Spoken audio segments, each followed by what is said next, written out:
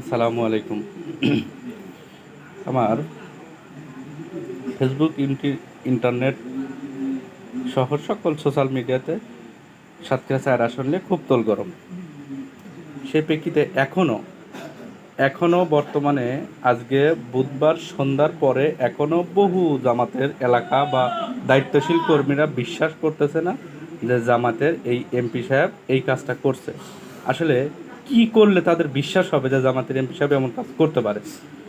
না, ওই যারা এখনো বিশ্বাস করে না এদের মা বোনদের এই নেতার কাছে নিয়ে গেলে তারপরে কাছে বিশ্বাস করবে যে আসলে ঘটনা সত্য বা ইনি এই কাজটা করতে পারে, এনাকদের কাজ হতে পারে।